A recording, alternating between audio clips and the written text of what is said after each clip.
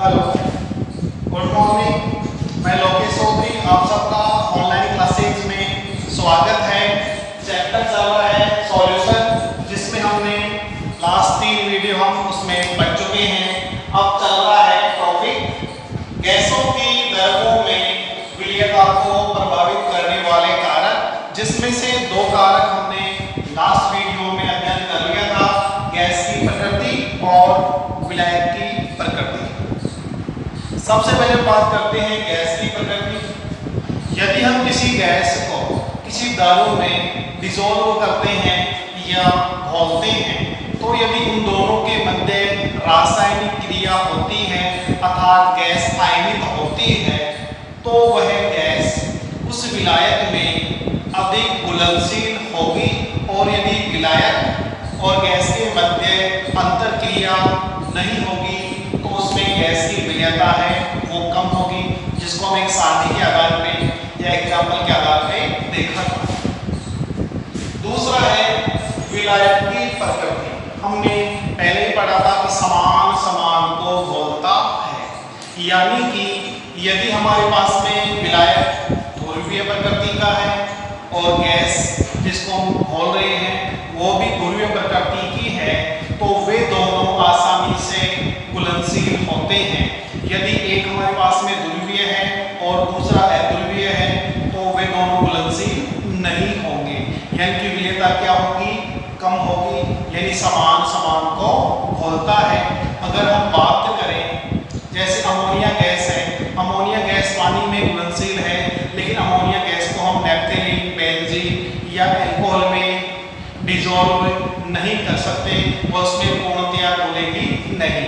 ठीक है। इसके अलावा हम N2 को O2 को, N2 गैस है, ये हमारे पास में O2 गैस है, उनको यदि उनकी विलयता हम जल में देखें तो जल में विलयता उनकी पर्याप्त नहीं होगी। ठीक है। अब बात करते हैं ताप का प्रभाव। ठीक है।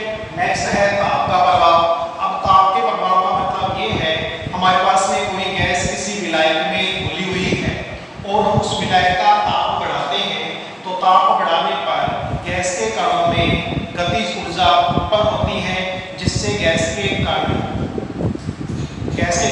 विलायक से गति करके बाहर चले जाते हैं, जिससे गैस की विलयता घटती है। अर्थात हम कह सकते हैं कि यदि हमारे पास में किसी गैस को किसी विलायक में डिसॉल्व करने पर, घोलने पर, अगर उस विलायक का हम टेम्परेचर बढ़ाते हैं, तो टेम्परेचर बढ़ाने पर उस गैस के कणों की गतिज ऊर्जा उत्पन्न होने के कारण उस गैस के कण उस विलायक दारू से बाहर चले जाने के कारण उस गैस की विलयता घटती है। अर्थात हम कह सकते हैं कि गैस की विलयता, गैस की द्रव विलायक में विलयता प्रोपोर्शनल 1/ताप का प्रभाव। देखो, अगर हमारे पास में टेम्परेचर बढ़ाएंगे विलायक का, तो उसमें गैस की विलयता घटेगी। लेकिन 2 गैसें हैं, एक है हीलियम और एक हाइड्रोजन। ये दोनों गैसें अपवाद हैं, यानी कि ये अन्य गैसों की तुलना में क्या है, अपवाद है। हम कह सकते हैं हीलियम व हाइड्रोजन गैस को किसी द्रव विलायक में डिसॉल्व कर रहे हैं, घोलने पर यदि विलायक का तापमान बढ़ाते हैं, विलायक के ताप में वृद्धि होने पर इन दोनों गैसों की विलयता में वृद्धि होती है, क्योंकि इन दोनों गैसों के जो कण हैं, ये दोनों गैसें हैं, वो क्या करते हैं, ऊष्मा को या ऊर्जा क्या करते हैं, अवशोषित कर लेते हैं, जिससे इनकी विलयता बढ़ती है। यानी कि ये दोनों गैसें ऊष्मा का अवशोषण करते हैं, जिसके कारण इन दोनों की विलयता। कई बार क्वेश्चन आता है कि हीलियम व हाइड्रोजन की विलयता किसी द्रव विलायक में उसका टेम्परेचर बढ़ाने पर उसकी विलयता में वृद्धि देखी जाती है, ऐसा क्यों होता है?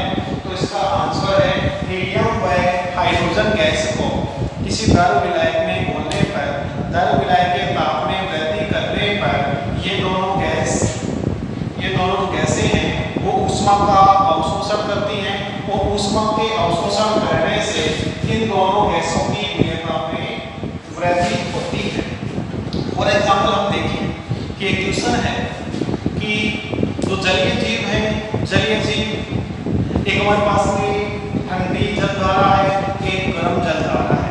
इन दोनों को हम जलीय जीव दोनों में डालेंगे तो कौन से धारा में जलीय जीव रहना अधिक पसंद करेंगे और क्यों?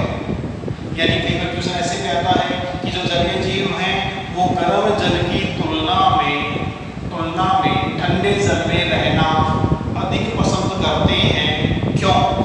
तो इसका आंसर ये है कि हमारे पास में जो जलीय जीव हैं, अब जलीय जीव किसी गर्म जल में रहते हैं तो गर्म जल में गैस की जो विलेयता है वो क्या होती है? कम होती है। और विलेयता कम होने के कारण जो गैस है वो दर विलायक से बाहर निकल जाती है, जिसके कारण उस गैस में प्राण वायु यानी उन जीवों के श्वसन हेतु जो ऑक्सीजन गैस की विलेयता है वो कम होती है, जिससे उन्हें पर्याप्त मात्रा में ऑक्सीजन गैस नहीं मिलने के कारण वे गर्म जल में रहना कम पसंद करते हैं। जबकि ठंडे जल में हम देखें तो ठंडे जल के अंदर गैसों की विलेयता अधिक होती है और गैसों की विलेयता अधिक होने के कारण जो जलीय जीव हैं वो ठंडे जल में रहना अधिक पसंद करते हैं, क्योंकि ऑक्सीजन की विलेयता है यानी कि H2 व O2 की विलेयता गर्म जल की तुलना में ठंडे जल में अधिक होती है। अगर हमारे पास में विलायक गर्म होगा तो ये दोनों गैसें दर विलायक से बाहर चली जाएंगी और जल में पर्याप्त मात्रा में O2 गैस उन्हें श्वसन हेतु नहीं मिलेगी। ठीक है, नेक्स्ट प्रभाव है दाब का प्रभाव। ठीक है, चौथा प्रभाव है दाब का प्रभाव, जिसको हम हेनरी के नियम के आधार पे समझ सकते हैं। हेनरी नियम के अनुसार किसी दाब विलायक के निश्चित आयतन में घुली हुई गैस की मात्रा साम्य अवस्था में उसके दाब के गैस के दाब के समानुपाती होती है, अर्थात M प्रोपोर्शनल P। यानी कि जो हेनरी नामक वैज्ञानिक है, हेनरी नामक वैज्ञानिक ने विभिन्न गैसों के दाब और उनकी जो गैस की मात्रा है उनके मध्य एक संबंध प्रतिपादित किया, जिसको हम हेनरी का नियम कहते हैं। हेनरी नियम के अनुसार किसी विलायक के निश्चित आयतन में घुली हुई गैस की मात्रा किसी साम्य अवस्था में उसके दाब के समानुपाती होता है, जो कि एक हेनरी लॉ है। अर्थात हम कह सकते हैं M प्रोपोर्शनल P। M है गैस की मात्रा, P है गैस का दाब और यहाँ पे हम K लेते हैं K या KH, S का मतलब हेनरी नियता। अर्थात हम कह सकते हैं किसी विलायक के निश्चित आयतन में घुली हुई गैस की मात्रा साम्य अवस्था में उसके दाब के समानुपाती होता है, उसे हम कहते हैं हेनरी का नियम। ठीक है, अब आगे है हेनरी नियम के अनुसार किसी विलायक के इकाई आयतन में घुली हुई गैस की मात्रा साम्य अवस्था में उसके मोल भिन्न के समानुपाती होती है, अर्थात X प्रोपोर्शनल P। X यहाँ पे गैस की मोल भिन्न है, P हमारे पास में वही गैस का दाब है और K डैश, अब हमने K डैश लिया है, इसका मतलब ये हमारे पास में नया कांस्टेंट है, नया हेनरी नियतांक है। इसको हम ऐसे लिख सकते हैं, प्रोपोर्शनल को हमने हटाया, यहाँ पे K लगा लिया, K बराबर करेंगे तो P हमारे पास में पक्षांतर में K बराबर M/P आ जाएगा। फिर हमारे पास में जो गैसों की विलेयता है उसको ग्राफ के द्वारा रिप्रेजेंट करें। सामने उसका दाब है, x अक्ष पे y पे गैस की विलेयता है, तो हमारे पास में एक सीधी रेखा प्राप्त होती है। ठीक है, आगे देखते हैं माना किसी ताप T पर स्थिर तापमान चाहिए, देखो दाब का प्रभाव है, उसमें समय में टेम्परेचर क्या रहेगा, कांस्टेंट रहेगा। यानी नियत ताप पर किसी विलायक के निश्चित आयतन में घुली हुई गैस की मात्रा साम्य अवस्था में उसके दाब के समानुपाती होती है। यानी कि सभी में जो टेम्परेचर है वो क्या रहेगा, स्थिर रहेगा। माना किसी ताप T पर m अणुभार वाले, यानी जो अणुभार कितना है, कैपिटल M है, m ग्राम गैस जिसका आयतन V मिलीलीटर है, सामने दाब P पर विलायक के किसी निश्चित आयतन में घुली हुई हो, तो आदर्श गैस समीकरण से अब हम जानते हैं आदर्श गैस समीकरण होता है Pv बराबर nRT। ये आदर्श गैस समीकरण है, Pv बराबर nRT। अब यहाँ पे जो n है, n का मतलब होता है n upon n। Small n का मतलब है गैस की मात्रा, m है गैस का अणुभार। इसकी जगह हम इसको रख देंगे, तो Pv बराबर n बटे कैपिटल M RT। अब यहाँ से हम इस P का अक्षांतरण कर ले, P को इस साइड पे ले लें, तो क्या हो जाएगा, V बराबर n upon P into n RT। अब देखो यहाँ पे K बराबर क्या है, m अपॉन P, और ये हमारे पास में क्या है, n अपॉन P बराबर K। तो हम लिख सकते हैं V बराबर K अपॉन m RT। ठीक है, यानी कि हम जो दाब का प्रभाव है उसको इस प्रकार रिप्रेजेंट कर सकते हैं। नेक्स्ट आता है कि हमारे पास में हेनरी का लॉ है, हेनरी नियम की सीमाएं क्या क्या हैं। हेनरी नियम, हम जब हेनरी नियम लगाएं तो हमारे पास में क्या क्या नहीं होना चाहिए। सबसे पहले है कि जब भी हम हेनरी का जो लॉ काम आता है वहां पे दाब अधिक नहीं होना चाहिए, यानी कि जो गैस किसी विलायक के अंदर डिसॉल्व हो तो वहां पे जो प्रेशर है वो अधिक नहीं होना चाहिए, यानी दाब क्या होना चाहिए, कम होना चाहिए। दूसरी बात है किसी गैस को किसी विलायक में डिसॉल्व करने पर उसका जो ताप है वो भी क्या होना चाहिए, कम होना चाहिए। टेम्परेचर अधिक होगा तो गैस की विलेयता क्या हो जाएगी, कम हो जाएगी। तीसरा है गैस की जो विलेयता है वो विलायक की तुलना में क्या होनी चाहिए, कम होनी चाहिए। जो विलायक है वो अधिक मात्रा में, जो विलायक है उसके कण भी क्या होने चाहिए, डिसॉल्व होने चाहिए। यानी विलायक यानी विलय यानी हमारे पास में जो गैस की विलेयता और विलायक की विलेयता है उसमें विलायक की विलेयता क्या होनी चाहिए, अधिक होनी चाहिए। गैस विलायक से रासायनिक क्रिया न करें, यानी कि हमारे पास में जो गैस हम विलायक में डिसॉल्व कर रहे हैं वो विलायक के साथ में रासायनिक क्रिया नहीं करनी चाहिए।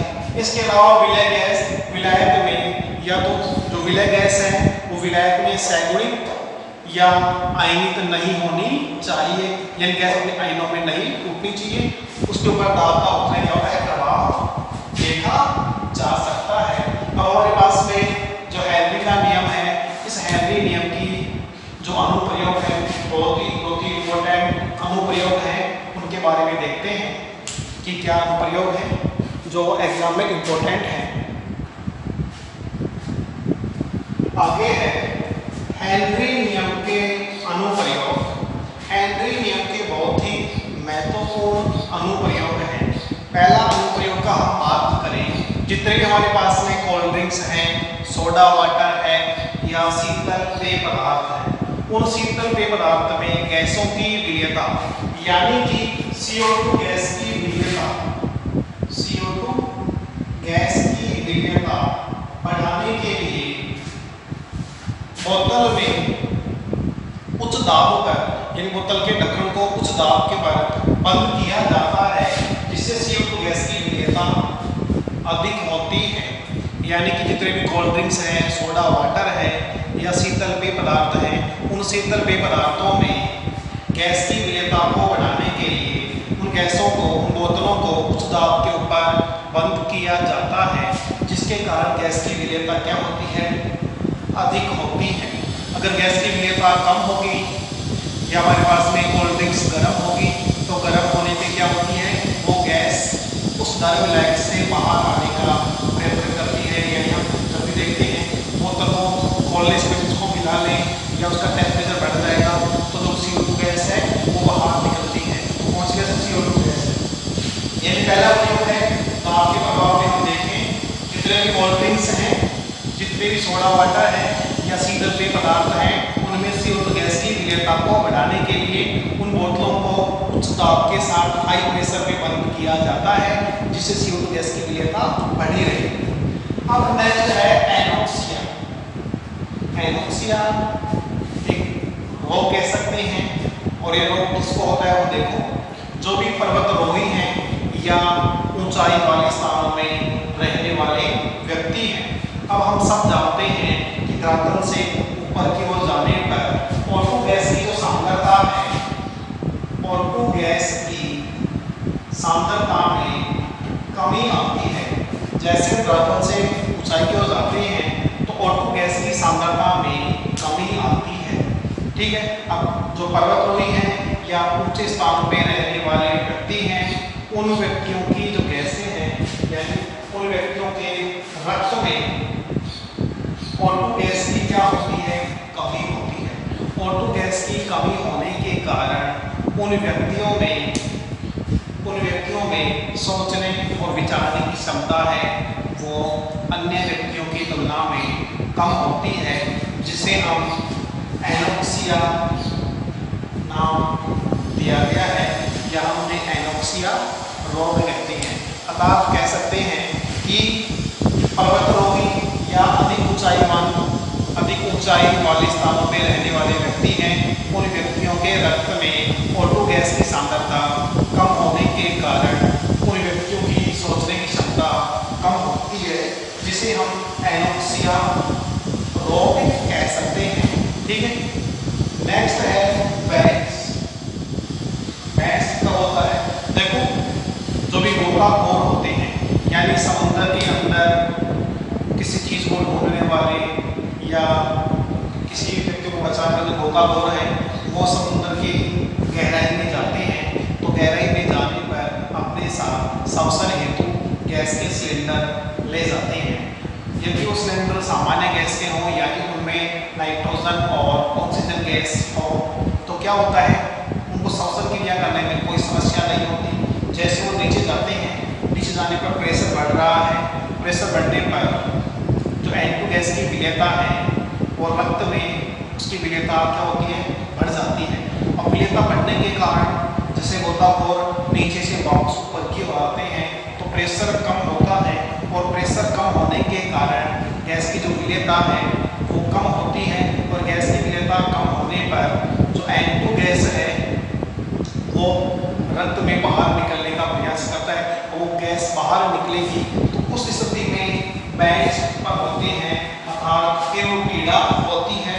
अगर ये पीड़ा अधिक तीव्र हो तो कई बार व्यक्ति की मृत्यु भी हो सकती है, जिसे हमने बेंस नाम दिया है। दोबारा देखें, जो भी समुद्र की गहराइयों में जाने वाले हैं, जिन्हें हम गोताखोर कहते हैं। अब गोताखोर यदि सामान्य गैस के सिलेंडर लेके समुद्र की गहराई में जाते हैं तो जाने में श्वसन में कोई समस्या उत्पन्न नहीं होती है, लेकिन जब वो नीचे की ओर जाते हैं तो उनके ऊपर पानी का प्रेशर, कह सकते हैं दाब का प्रभाव है। तो दाब का प्रभाव होने पर उनके रक्त में, अब वो जो गैस सिलेंडर लेते हैं उसमें नाइट्रोजन व ऑक्सीजन दोनों गैसों का मिश्रण होता है। ऐसी कंडीशन में क्या होती है, जो नाइट्रोजन गैस है उसकी विलेयता रक्त के साथ में क्या होती है, बढ़ जाती है। ठीक है, वो व्यक्ति हम श्वसन क्रिया कर लेंगे, लेकिन गहराई से वापस ऊपर आने में जो प्रेशर है वो प्रेशर क्या होगा, कम होगा। अब प्रेशर कम होने पर जो नाइट्रोजन गैस की विलेयता क्या होती है, कम होती है, और विलेयता कम होते क्या होता है, गैस के कण हैं वो विलायक से बाहर निकलने का प्रयत्न करके बाहर निकलते हैं। अब बाहर जैसे हमारे रक्त में गैस जुड़ी हुई है वो बुलबुलों के रूप में बाहर निकलेगी। तो ऐसी स्थिति में व्यक्ति के शरीर में दर्द उत्पन्न होता है, और दर्द यदि दर्द तीव्र मात्रा में हो तो व्यक्ति की मृत्यु हो सकती है। उस दर्द को, जो दर्द पीड़ा है, उसे हम कहते हैं बेंस। उनको बेंस नाम दिया गया है। और बेंस के बचाव हेतु जो भी गोताखोर है वो अपने श्वसन हेतु इन तीन गैसों का मिश्रण साथ लेते हैं, नाइट्रोजन, ऑक्सीजन और हीलियम। हीलियम गैस की विलेयता क्या होती है, कम होती है। अब यहाँ पे देखा था हीलियम गैस की जो विलेयता है, हीलियम बहुत था, हीलियम गैस की जो विलेयता है वो उसका कार्य क्या है, नाइट्रोजन की विलेयता क्या करता है, जिसके कारण उनके श्वसन में कोई समस्या नहीं होती है और गहराई से ऊपर आने पे उनमें बैंड्स उत्पन्न नहीं होते। कई बार क्वेश्चन भी आता है कि गोताखोर के श्वसन हेतु जो गैस काम में ली जाती है उसका मिश्रण बताइए। तो उसमें नाइट्रोजन, ऑक्सीजन और हीलियम। नाइट्रोजन का परसेंट होता है 56.2, ऑक्सीजन का 32.1 और हीलियम का 11.7। ये है एल्यूमीनियम के 3 अनुप्रयोग, सोडा वाटर बनाने में, एनॉक्सिया रोग में और तीसरा है बैंड्स के बचाव हेतु। नेक्स्ट टॉपिक है वाष्प दाब यानी वेपर प्रेशर क्या होता है। वाष्प दाब आगे है वाष्प दाब वेपर प्रेशर। अगर सामान्य बात करें किसी निश्चित ताप के ऊपर साम्य अवस्था में किसी विलायक के ऊपर किसी वाष्प के द्वारा लगाया गया दाब वाष्प दाब कहलाता है। अब देखो इसको समझना है, इसको समझने के लिए हम देखते हैं हमारे पास में कोई बंद पात्र है, ठीक है। इस बंद पात्र में हमारे पास कोई वाष्प से द्रव भरा हुआ है, ठीक है। अब यहाँ पे क्या होगा, इस पर प्रेशर लगेगा और प्रेशर लगने पर ये जो कण है इन कणों में ये कण क्या होंगे, वाष्प में परिवर्तित होंगे। तो वाष्प में परिवर्तित होने पर ये कण इस स्थान से ऊपर उठकर यहाँ इस खाली स्पेस में जमा होने लगते हैं, जिस क्रिया को हम वाष्पीकरण कहते हैं। अब क्या होगा, थोड़ी देर बाद में या कुछ समय पश्चात ये जो कण है इस स्पेस में जमा है, ये कण धीरे धीरे वापस इस दरों में मिलने लग जाते हैं, जिन्हें हम संघनन कहते हैं। यानी कि इस बंद पात्र में दो प्रकार की प्रक्रियाएं चल रही हैं, वाष्पीकरण और संघनन, ठीक है। अब तो क्या होता है, वाष्पीकरण और संघनन एक दूसरे के विपरीत अभिक्रियाएं हैं, एक दूसरे से जस्ट क्या है, विपरीत है। यानी कि किसी द्रव को गर्म करने पर वह वाष्पित होने पर वाष्प में परिवर्तित हो जाता है और वाष्प का संघनन होने पर वह वापस द्रव में परिवर्तित हो जाता है, ठीक है। यानी वाष्पीकरण और संघनन एक दूसरे के विपरीत अभिक्रियाएं हैं। अब क्या होगा, यानी कि उस बंद पात्र में प्रारंभ में वाष्पन की क्रिया है वो बहुत ही तीव्र वेग से संपन्न होगी और संघनन की प्रक्रिया है वो बहुत ही धीमी गति से होगी। लेकिन दोनों में साम्य अवस्था स्थापित होने पर संघनन और वाष्पीकरण की प्रक्रिया है उनकी दर क्या हो जाती है, समान हो जाती है, ठीक है। और अगर हम वाष्प दाब के अपन डेफिनेशन की बात करें किसी निश्चित ताप पर, ठीक है, निश्चित ताप के ऊपर साम्य अवस्था में किसी वाष्प या किसी विलायक में वाष्प अणुओं के द्वारा लगाया गया दाब वाष्प दाब कहलाता है। यानी कि देखो हम बात करें, ये बंद पात्र है, ये बंद पात्र है, इस बंद पात्र में यहाँ तक कोई वाष्पशील द्रव भरा हुआ है, ठीक है। अब धीरे धीरे इसका टेम्परेचर बढ़ेगा, तो टेम्परेचर बढ़ने के क्या होगा, इसकी वाष्प बढ़ेगी और वाष्प यहाँ जमा हो जाएगी। यानी कि इसका क्या हो रहा है, वाष्पीकरण की प्रक्रिया हो रही है और वाष्प यहाँ जमा होगी। इस वाष्प के अणुओं के द्वारा इस विलायक द्रव के ऊपर जो प्रेशर लगाया जाता है उसे हम कहते हैं वाष्प दाब वेपर प्रेशर, ठीक है। अब कुछ समय पश्चात ये जो वाष्पीकरण है वो आपस इस द्रव में मिलने लग जाते हैं, जिसको हम कहते हैं संघनन की प्रक्रिया। अब इसमें देखो दो प्रक्रिया हो रही है, वाष्पीकरण और संघनन। प्रारंभ में अगर अपन इस नोट करें तो प्रारंभ में वाष्पन की प्रक्रिया है वो बहुत ही तीव्र वेग से संपन्न होती है, जबकि संघनन की प्रक्रिया है वो बहुत ही धीमे वेग से संपन्न होती है, लेकिन दोनों में साम्य अवस्था स्थापित होने पर दोनों की दर समान हो जाती है, यानी जितना उसमें संघनन होगा उतना ही क्या होगा, वाष्पीकरण होगा। ठीक है। और अब जो उसकी डेफिनेशन की बात करें, निश्चित ताप पर टेम्परेचर क्या रहेगा, कांस्टेंट रहेगा। निश्चित ताप पर साम्य अवस्था में वाष्प के अणुओं के द्वारा किसी द्रव विलायक में लगाया गया